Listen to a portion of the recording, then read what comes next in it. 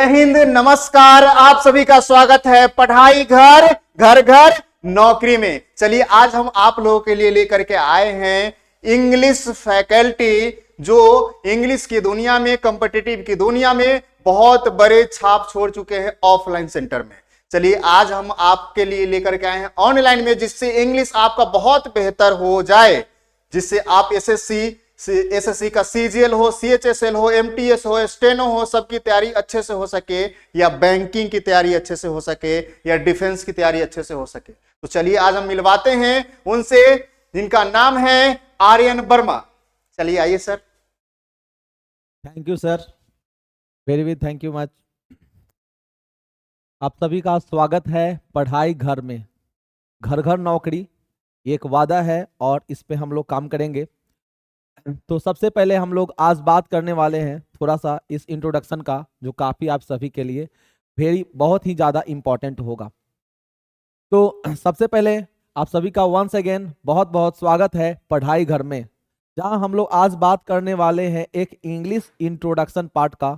और ये हमारे लिए एक इंट्रोडक्शन वीडियो है कि किसी भी एग्जामिनेशन में अगर इंग्लिश पूछा जाता है तो वो किस तरीके से पूछा जाता है, क्या उसके एस्पेक्ट होते हैं, इन सभी पहलुओं पर आपके सामने आज मैं बात करने वाला हूं। तो बड़े ध्यान से पेशेंटली इस वीडियो को देखेंगे, इसके बाद और भी ज़्यादा जानकारी हम लोग लेंगे। चलिए तो शुरू करते हैं।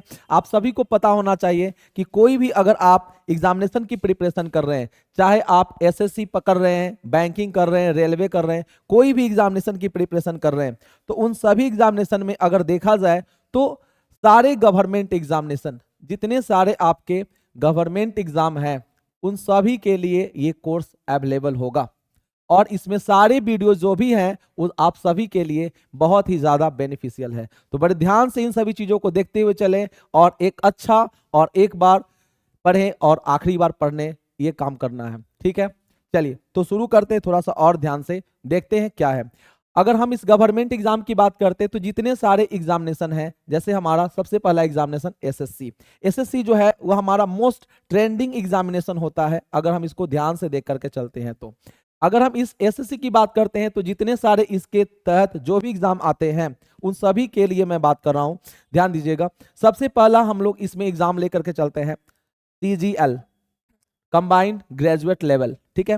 दूसरा हमारा सीएचएसएल, एमटीएस, स्टेनोग्राफर, और भी कई सारे एग्जामिनेशन जैसे सिलेक्शन फेज, जीडी, जितने सारे एसएससी के थ्रू एग्जामिनेशन होती है उन सभी के पहलुओं पर बात करेंगे।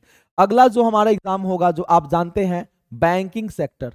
बैंकिंग सेक्टर में जो भी आपके एग्जामिनेशन होते हैं उन सभी पहलुओं पर हम लोगों का फोकस होगा। यानी एक ऐसा कोर्स, एक ऐसा वीडियो जो सभी एग्जामिनेशन के लिए बहुत ही ज्यादा बेनिफिशियल होगा, ठीक है। तो इस कोर्स की अगर बात करते हैं, इसमें तो क्या क्या समझ में आता है ये भी देख लीजिए। बैंकिंग एग्जामिनेशन के लिए हम लोगों का क्या क्या होता है, जैसे हम लोग बात करके चलते हैं पीओ का एग्जाम, क्लर्क, आईबीपीएस, ये जितने सारे बैंक के थ्रू एग्जामिनेशन होती है, इन सभी लेवल पे हम काम करते हुए चलेंगे। आइए और बात करते हैं अगला जो हम लोग का एग्जाम है, जिसमें हम लोग बात करते हैं डिफेंस सेक्टर, जो काफी ट्रेंडिंग में भी एग्जामिनेशन है। अगर डिफेंस की अगर हम बात करते हैं तो डिफेंस में हम लोगों का कौन कौन सा एग्जाम आता है इसको भी देखते हैं जरा ध्यान से। डिफेंस में हमारे जो एग्जाम है वो basically army, navy, air force, NDA, है ना, सीडीएस, जो भी इसके थ्रू एग्जामिनेशन होने वाले हैं। हालांकि एनडीए और सीडीएस जो एग्जाम होता है वो यूपीएससी बोर्ड कंडक्ट कराती है। तो इन सभी एग्जामिनेशन में जो भी इंग्लिश पूछा जाता है उन सभी पहलुओं पर बात करेंगे। ये एक इंग्लिश स्पेशल कोर्स जो आपके लिए बहुत ही ज्यादा बेनिफिशियल है और इसकी हर एक वीडियो बैक टू बैक आपको मिलते चलेगी। तो कैसे कैसे हम इन सभी चीजों को देखेंगे इसके ऊपर बात करते हैं। अगर इन सभी एग्जामिनेशन की को देखा जाए तो सबसे पहला जो जरूरी चीज होता है कि आखिर किसी भी पेपर में इंग्लिश के क्या एस्पेक्ट होते हैं। अगर उन सभी एस्पेक्ट की बात करते हैं तो सबसे पहला जो हम लोग एस्पेक्ट होता है वो आपका देख लीजिए, यहां आपके सामने लिखा है ना। इंग्लिश लैंग्वेज जो है ये 3 सेक्शन में बंटकर आता है। सबसे पहला जो सेक्शन है हमारा जो है आपका ग्रामर सेक्शन। आप कोई भी एग्जाम उठाकर देख लीजिए, उसमें आपका ग्रामर सेक्शन होगा ही होगा। अब ये ग्रामर सेक्शन में पढ़ना क्या होता है इसको हम लोग थोड़ा देर के बाद देखेंगे, पहले सारा सेक्शन देखते हैं।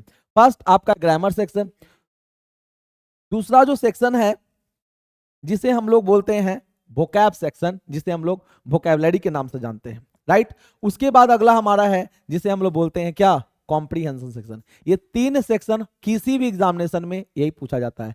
इंग्लिश का जो क्वेश्चन होता है किसी भी एग्जामिनेशन के लिए वो सेक्शन में डिवाइड करके पूछा जाता है, चाहे आप एसएससी कर लो, बैंकिंग कर लो, उसके बाद सीडीएस कर लो, यूपीएससी का सीसेट कर लो, कोई भी पेपर क्लैट कर लो, सभी में आपको इसी तरह से इंग्लिश नजर आएगा, ठीक है ना। चलिए अब हम लोग बात करते हैं ग्रामर सेक्शन की ओर। तो अगर सबसे पहले ग्रामर सेक्शन की तरफ बात किया जाए तो ग्रामर सेक्शन में हमारा जो क्वेश्चन है वो कैसे पूछा जाता है इसको देखते हैं। ग्रामर बेसिकली जो है ये दो पार्ट में पढ़ना होता है। ग्रामर को हम लोग दो पार्ट में बांट के पढ़ेंगे, एक जिसे हम लोग कहते हैं फंक्शनल ग्रामर, एक जिसे हम लोग क्या कहेंगे, फंक्शनल ग्रामर, ठीक है। फंक्शनल ग्रामर में जो हमारा टॉपिक है ना, उसको भी देखेंगे, लेकिन दूसरा पहले एस्पेक्ट देखते हैं, ये हमारा डिस्क्रिप्टिव ग्रामर। एक हमारा फंक्शनल ग्रामर, दूसरा हमारा हो गया डिस्क्रिप्टिव ग्रामर, राइट। चलिए अब अगर फंक्शनल ग्रामर में देखा जाए तो हमारा जो फंक्शनल ग्रामर है इसमें हम लोग का टॉपिक जो है वो शुरू होता है नाउन से, ठीक है। प्रोनाउन, एडजेक्टिव, जितने सारे टॉपिक हैं पार्ट्स ऑफ स्पीच, राइट, वो सारे पार्ट्स ऑफ स्पीच को हम लोग फंक्शनल ग्रामर में पढ़ेंगे। उसके बाद डिस्क्रिप्टिव ग्रामर जो हमारा होता है इसमें हमारा टॉपिक जो है वो टेंस, राइट, क्वेश्चन टैग का नाम सुने ही होंगे आप लोग। उसके बाद आपका मॉडल एक्सुलरी, नेक्स्ट आपका वॉइस, देन आफ्टर आपका नरेशन। ये हमारा टॉपिक डिस्क्रिप्टिव ग्रामर में पढ़ना होता है। तो इन सभी पहलुओं पर हम लोग बात करेंगे जो भी हमारा ग्रामर सेक्शन। इसके अलावा भी कई सारे हैं जिसको मैं दिखाता हूं अगले स्लाइड पर आपके सामने। ये सारे टॉपिक्स ग्रामर के तहत हम लोग को पढ़ना है, जैसे कि हम लोग का नाउन, जब भी मैंने बताया नाउन, उसके बाद पहले पार्ट्स ऑफ स्पीच प्रोनाउन है ना, एडजेक्टिव, उसके बाद आप देख सकते हैं यहां पर एडवर्ब लिखा है, उसके बाद कंजंक्शन, प्रीपोजिशन। इसके अलावा जो बहुत सारे टॉपिक जो आप जानते हैं जैसे कि आपका आर्टिकल हो गया, syntax, degree, tense, narration, infinitive, gerund, participle. ये जो टॉपिक है इसे हम लोग जो है वर्ब एडवांस नामक चैप्टर पे पढ़ेंगे, वर्ब एडवांस, राइट। चल उसके बाद अगला हमारा question tag, voice, remove to, ये सारे टॉपिक्स आपके एग्जामिनेशन में पूछे जाते हैं। इन सभी चीजों पर हम लोग अच्छे से डिस्कस करेंगे और यही हमारा सबसे मेन सिलेबस होता है ग्रामर का, राइट। चलिए अब बात करते हैं दूसरे टॉपिक पे, और दूसरा जो टॉपिक है हमारा ये है हमारा वोकैब सेक्शन। वोकैब्स बहुत ही ज्यादा स्टूडेंट्स के लिए इंपॉर्टेंट होता है, क्योंकि अक्सर स्टूडेंट्स को ये कंफ्यूजन रहता है कि हमें वोकैब्स को कैसे पढ़ना, और वोकैब्स के लिए जो है ये सबसे ज्यादा जरूरी चीज होता है कि हम उसका सही तरीके से, एप्रोप्रिएट तरीके से, एक सही वे में हम उसे पढ़ना शुरू करें। अक्सर स्टूडेंट्स को मैंने देखा है कि अगर कोई उन्हें वर्ड दे दिया जाए तो वर्ड का वो डायरेक्टली हिंदी मतलब याद करके और चले जाते हैं एग्जाम में। जैसे आपके सामने एक छोटा सा वर्ड हमने लिख दिया एग्जाम्पल, ठीक है। लोग इसका अगर मीनिंग पूछा जाए तो वो सीधे कहते हैं कि सर एग्जाम्पल का मतलब उदाहरण होता है, लेकिन अगर आप इस वर्ड को थोड़ा सा गहराई से समझेंगे तब समझ में आएगा कि एग्जाम में हमें क्या करना होता है। इसका मीनिंग मैं आपको यहीं से निकाल के दिखाता हूं, बड़े ध्यान से देखिएगा। अगर हम कहेंगे एक्स, ठीक है ना, एक्स का मतलब क्या होता है आप सभी को पता है। लोग कहते हैं सर एक्स बॉयफ्रेंड है, एक्स गर्लफ्रेंड है, तो एक्स का मतलब ही होता है क्या, आउट हो गया भाई, सर्विस उसकी खत्म हो गई, राइट। और एम्पल का मतलब समझ में आता है बहुत ज्यादा, जिसे हम बोलते हैं जब कोई भी चीज की अवेबिलिटी ज्यादा होती है उसे बोलते हैं हम लोग एम्पल। यानी अगर ज्यादा अवेबिलिटी में से हम जो चीज भी आउट करते हैं वही हमारा कहलाएगा क्या, एग्जाम्पल। बात समझ आ रहा है, जिसे आप हिंदी में उदाहरण कहते हैं। हमें हिंदी नहीं पढ़ना है, हमें इसके मीनिंग को जानना है। अगर आपने मीनिंग समझ लिया एग्जाम आपके लिए काफी ज्यादा आसान हो जाएगा, ठीक है ना। चलिए और भी बात करते हैं, कोई भी वर्ड, तो हमारा वोकैब सेक्शन में आप देख पा रहे हैं सिनोनिम्स, उसके बाद आपका मोस्ट कॉमन एंटोनिम्स, इस सभी टॉपिक पे बात करूंगा। स्पेलिंग टेस्ट दो तरह से पूछा जाता है पेपर में, एक जिसे हम बोलते हैं करेक्टली स्पेल्ड, और दूसरा हमारा पूछा जाता है रॉन्गली स्पेल्ड, ठीक है ना। उसके बाद आप देखिए यहाँ पर इडियम्स एंड फ्रेजेस पूछे जाते हैं, ठीक। इसके साथ आपको अपडेटेड एग्जाम जो वर्ड है, जो पेपर पूछता है, हम लोगों को वो भी पढ़ना है। साथ ही साथ आप कह सकते हैं प्रीवियस ईयर जो वोकैब्स हैं उसको भी हमें पढ़ना है। उसके बाद न्यूज़पेपर के कुछ वर्ड्स जहां से हम लोग अपने वर्ड्स को ज्यादा स्ट्रॉन्ग कर सकते हैं उसको भी कराएंगे। वन वर्ड सब्स्टिट्यूशन, ये सारे के सारे टॉपिक हम लोगों को पढ़ने होते हैं, ठीक है ना। अब हम थोड़ा सा इसमें और डिटेल में बात करते हैं तो क्या समझ में आता है, ध्यान से देखिएगा। अगर हम इस वोकैबुलरी की और डिटेल में बात करते हैं तो वोकैब के लिए हमें कैसे तैयार करना है सिनोनिम्स, कैसे तैयार करना है एंटोनिम्स, इसके ऊपर थोड़ा सा गहराई से बात हो जाए तो काफी ज्यादा आसान होगा, ठीक है ना। वोकैबुलरी सेक्शन की अगर को हम देखते हैं तो वोकैब सेक्शन जो होता है बेसिकली, सबसे पहले हम लोग सिनो और एंटोनिम्स पे बात कर लेते हैं।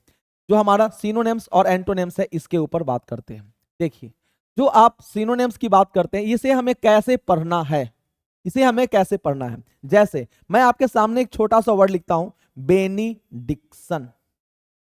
हमने क्या लिखा, बेनीडिक्शन, ठीक है ना। बेनीडिक्शन का मीनिंग हमें समझना है। आप इसका हिंदी पेपर में रट के जाते हो, हमें हिंदी नहीं समझना है, हमें इसका मीनिंग समझना है, ठीक है ना। वोकैब्स को का पढ़ने का बहुत सारा तरीका होता है, जिसमें मोस्ट कॉमनली जो हम बात करते हैं वो है हमारा रूट लेवल। रूट लेवल क्या होता है, देखिए एक वर्ड होता है जिसे हम बोलते हैं एफिक्सेस, मैं यहां लिख रहा हूं। एक वर्ड होता है जिसे हम बोलते हैं क्या, एफिक्सेस, ठीक है ना। ये एफिक्सेस क्या होता है, ध्यान दीजिएगा। एफिक्सेस बेसिकली दो टाइप के होते हैं, एक जिसे हम लोग बोलते हैं प्रीफिक्स और सेकंड जिसे हम लोग बोलते हैं सफिक्स। प्रीफिक्स और सफिक्स। और ये जो प्रीफिक्स और सफिक्स होता है ये क्या होता है, देखिए जब हम किसी भी वर्ड के पहले कोई वर्ड कोई चीज मीनिंग जोड़ते हैं वो हमारा कहलाता है प्रीफिक्स, और अगर हम बाद में जोड़ेंगे तो वो हमारा कहलाएगा सफिक्स। ये जिसके साथ भी जुड़ता है, ये जिसके साथ भी जुड़ता है उसे हम लोग कहते हैं रूट। क्या कहते हैं, रूट। जिसके साथ भी ये जुटेगा उसे हम लोग क्या कहेंगे, रूट, है ना। और इसी को हम लोग शॉर्ट में कहते हैं PRS मेथड। वोकैब्स का ये टाइप, वोकैब्स पढ़ने का तरीका क्या कहलाता है, PRS मेथड, राइट। अगर हम PRS मेथड की बात करते हैं, जैसे कि छोटा सा आपके सामने एग्जांपल रखता हूं, ध्यान दीजिएगा। जैसे हमने एक वर्ड कहा आपके सामने काउंट, हमने क्या लिख दिया, काउंट। काउंट का मतलब सभी को पता है कि काउंट का मतलब क्या होता है, गिनना होता है। इस काउंट के ठीक बाद हमने लगा दिया एबल, तो मीनिंग हो गया काउंटेबल, जिसे गिना जा सकता है। और इसके ठीक पहले हमने लगा दिया अन, ठीक है ना। तो देख लीजिए ये हमारा जो आप देख पा रहे हैं, ये काउंट हमारा हो गया रूट, अन हो गया हमारा प्रीफिक्स, और एबल हो गया हमारा सफिक्स। अब एक बात समझनी यहां पर, आखिर सर ये प्रीफिक्स और सफिक्स का काम क्या होता है। तो सफिक्स जो होता है ना, ये हमारा ग्रामेटिकल प्रोफाइल बताता है कि कौन सा वर्ड क्या है, कौन सा वर्ड क्या है, ये हमारा ग्रामेटिकल प्रोफाइल सफिक्स बताता है, ठीक है। सफिक्स का काम ही है वो हमारा पार्ट्स ऑफ स्पीच बताता है कि हमें कौन सा नाउन है, प्रोनाउन है, वर्ब है, एडजेक्टिव है, क्या है, ये बताने का काम सफिक्स का है। लेकिन जो प्रीफिक्स होता है ना, ये प्रीफिक्स करता क्या है, किसी के वर्ड का मीनिंग बताता है कि वो पॉजिटिव मीनिंग है या निगेटिव मीनिंग है। जैसे आप देख पा रहे हैं काउंट के पहले जो अन लग गया तो ये हमारा निगेटिव मीनिंग तैयार कर दिया। जैसे हम कुछ और भी एग्जांपल ले लेते हैं। हमने कहा ऑनेस्ट, ऑनेस्ट हमारा एक वर्ड हो गया और इसके पहले हमने लगा दिया डिस, तो ये जो डिस वर्ड है ये हमारा निगेटिव मीनिंग तैयार कर दिया, ठीक है ना। कई सारे एग्जांपल है। हमने कहा डिजीज, देखिए तो आप इसको कहते हैं डिजीज का मतलब रोग होता है, बीमारी होता है। मैं इसके मीनिंग को बताता हूं आपको, देखिए बड़े ध्यान से, है ना। डिजीज में अगर हम बात करते हैं तो देखिए DIS से अभी हमने सीखा कि डिज का मतलब होता है निगेटिव मीनिंग तैयार करेगा, और इज जो लिखा गया है इसका मतलब होता है रेस्ट। अगर किसी का आराम जो है निगेटिव हो गया, खराब हो गया, यानी उसे रोग लग गया या बीमारी लग गया, इसी को हम बोलते हैं रोग या बीमारी, राइट। तो डिजीज यानी ये सब हमारे रूट लेवल पे पढ़ना है। तो मैं आपको रूट लेवल का भी वीडियो है ना प्रोवाइड करूंगा धीरे धीरे करके। पहले सारे सिलेबस को आज के इंट्रो क्लास में जान लेते हैं, ठीक है ना, समय को देखते हुए आगे चलिए। तो ये हमारा हो गया रूट लेवल पे हम लोग वोकैब्स को पढ़ेंगे। तो मैंने आपके सामने लिखा था बेनी डिक्शन। बेनी जहां भी होगा बेनी, बोना और बोन, इन सभी का मतलब होता है गुड। इन सभी का मतलब क्या होता है? गुड होता है। डिक्ट जो वर्ड लिखा गया है इसका मतलब होता है टू स्पीक। आप कहेंगे सर आपको कैसे पता कि इसका मतलब स्पीक होता है? आपने बचपन में स्कूल लेवल पे पढ़ाई किया था, वहां पर आपको एक चीज कराया जाता था डिक्टेशन। क्या होता था? टीचर वर्ड बोलते थे और आप उस वर्ड को लिखते थे, और जो लिखते थे उसके बाद उसका करेक्शन किया जाता था और आपको वह स्पेलिंग याद करने के लिए आता, वही हमारा डिक्टेशन है। यानी अब सोचिए कोई इंसान अगर आपके बारे में अच्छा बोलता है तो वो आपके लिए बेनिडिक्शन है। हिंदी में इसे हम लोग आशीर्वाद के नाम से जानते हैं। नहीं तो अगर ये बेनिडिक्शन है तो इसका एंटोनिम पेपर पूछ देगा। अब एंटोनिम क्या होगा? तो हमने इसके लिए एंटोनिम लिख दिया मैलीडिक्शन। क्या हमने लिख दिया? मैलीडिक्शन। अब देखिए मैला या मैली, हम बोले कपड़ा मैला है, इसका मतलब समझ में क्या आया कि कपड़ा मैला है यानी गंदा है, गंदा को बोलेंगे बैड। और डिक्ट का मतलब अभी अभी सीखें कि इसका मतलब होता है स्पीक, बोलना। तो कोई आपके बारे में बुरा बोलता है उसे हम कहेंगे मैलीडिक्शन, हिंदी में हम इसे कहेंगे क्या? तो अभिशाप कह सकते हैं, है ना।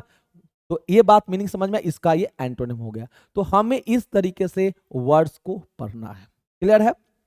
चलिए थोड़ा सा और ध्यान से इसको समझा जाए और क्या क्या बातचीत है ध्यान दीजिएगा। हम लोग दूसरे लेवल पे बात करते हैं और ये हमारा वन वर्ड सब्स्टिट्यूशन, अनेक शब्दों के लिए एक शब्द, है ना। ये भी पेपर में बहुत पूछा जाता है। अगर हम वन वर्ड सब्स्टिट्यूशन की बात करते हैं तो इन सभी को भी हम लोग पढ़ने का काम करेंगे लेटेस्ट क्वेश्चन के साथ, ठीक है ना। जो भी आपके एग्जामिनेशन हुए हैं, जैसे 2023 में जो भी एग्जाम हुआ MTS CHSL, इन सभी के वीडियोस आप लोगों के लिए प्रोवाइड किया जाएगा। क्लियर है? जैसे मैंने आपको वन वर्ड सब्स्टिट्यूशन में कहा कि चलो भाई बताओ, वो one who speak in sleep, जो नींद में बोलता हो उसे एक वर्ड में क्या कहेंगे? आप अगर इस हिंदी में बता सकते तो वही सही है, नहीं बता सकते तो यहां देखिए one who speak in sleep, तो उसके लिए हमने एक वर्ड लिखा सोम्न। सोम्न एक रूट है जिसका मतलब समझ में आता है टू स्लीप। सोम्न का मतलब क्या समझ में आता है? To sleep. और बोलना के लिए वर्ड इस्तेमाल करते हैं लोका, और इसके साथ हमने लिख दिया IST। आपके लिए वर्ड तैयार हो गया सोम्नलोक्विस्ट, यानी वैसा पर्सन जो नींद में स्पीक करता हो, बोलता हो, उसे हम लोग सोम्नलोक्विस्ट कहते हैं। राइट?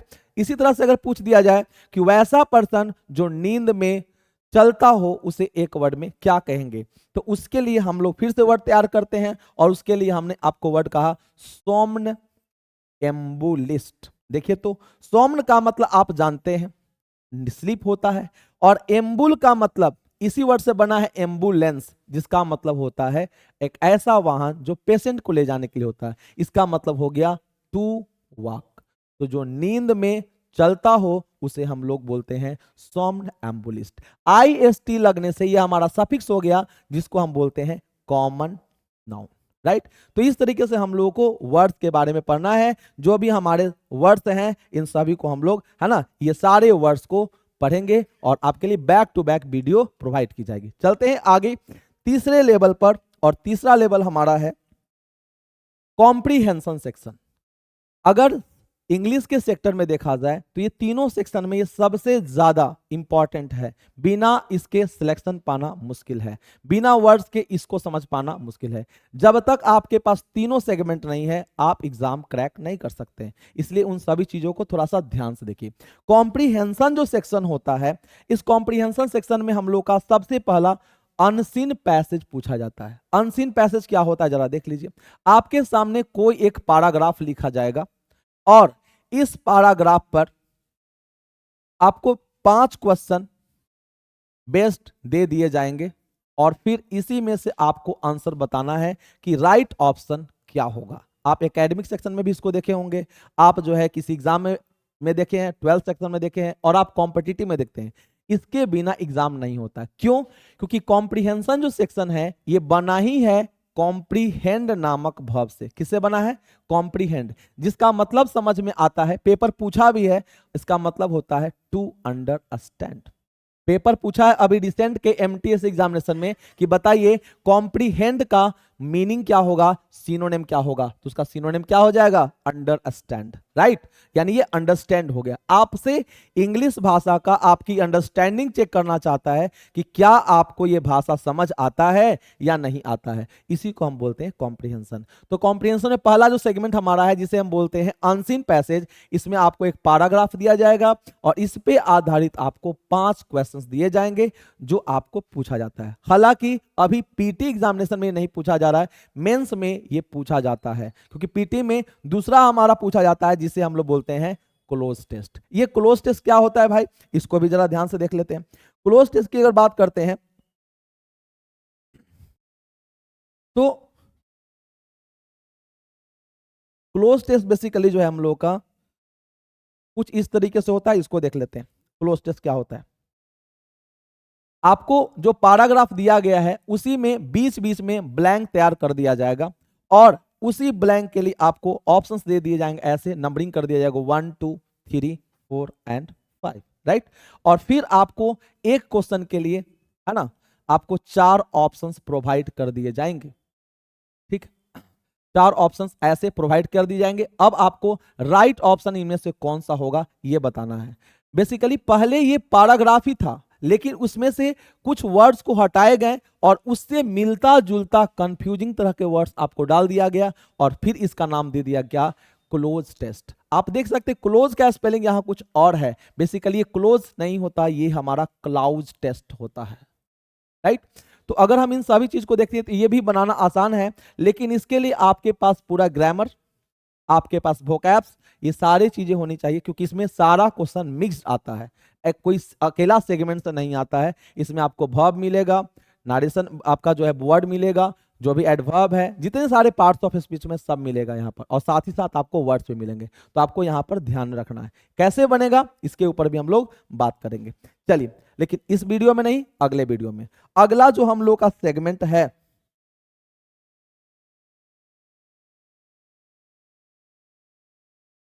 अगला जो हम लोग का सेगमेंट है जिसे हम लोग बोलते हैं सेंटेंस रीअरेंजमेंट। सेंटेंस रीअरेंजमेंट क्या होता है इसको देख लेते हैं। सेंटेंस रीअरेंजमेंट का दूसरा नाम है जिसको हम लोग जंबल सेंटेंस भी बोलते हैं।